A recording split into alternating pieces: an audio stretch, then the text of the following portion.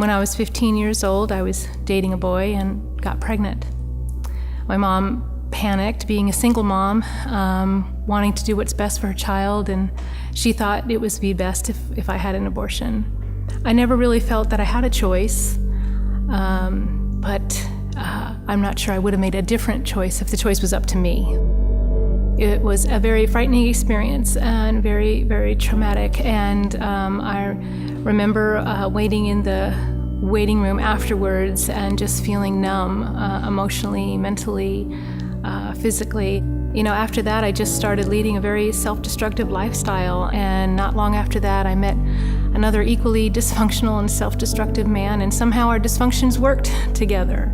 And for 14 years, we were together, had gotten married, and just lived a life of codependency, mental abuse, alcoholism. And one day, a friend invited us to a Bible study, and that's where I met Jesus. My husband left that same year, and I found myself alone for the very first time. I had shared a testimony, and only in brief mentioning the abortion that I had in my past. And a friend of mine began praying for me, that I would seek healing for that. And she approached me and asked if I would consider going to a post-abortion healing program at our local pregnancy center. And all I could think to myself was, well, why? I'm already forgiven. But I didn't understand at the time there's a difference between forgiveness and healing. I signed up to go to the program, and I remember bumping into another friend at church who had gone through a similar program years before, and kind of just asked her, what's it going to be like? And she got real quiet and said to me, well, you're going to be asked to give your child a name.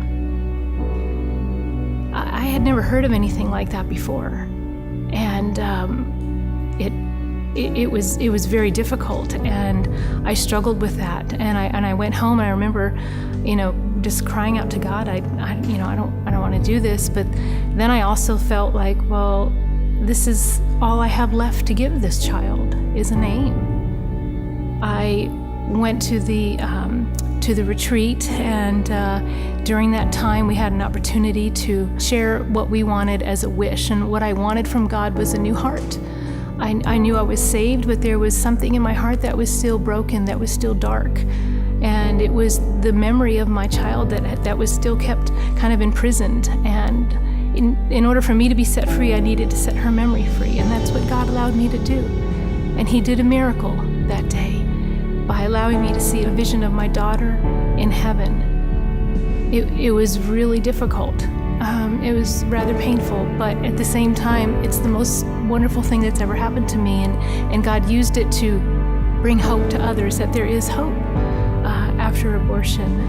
I began being invited to share my story at churches and pregnancy center fundraisers and other places like that, and it seems that God was just allowing me to serve Him in this exciting way. He spoke to my heart about writing my story. I love to write, and so I published a small book for post-abortion healing. It's dedicated to my daughter in heaven, who I named Amanda. Amanda means worthy of love, which is the title of the book. Sometimes we think that certain sins are unforgivable, and abortion's one of those that some struggle with. But when we put anything as higher or more powerful than the cross, we deny Christ. We deny what He did. The cross is bigger than any sin. He's bigger than anything that any of us could do. I needed God to free me from the prison that I had built within my heart. In that prison was the memory of my daughter, but the truth was I was the one that was imprisoned by it.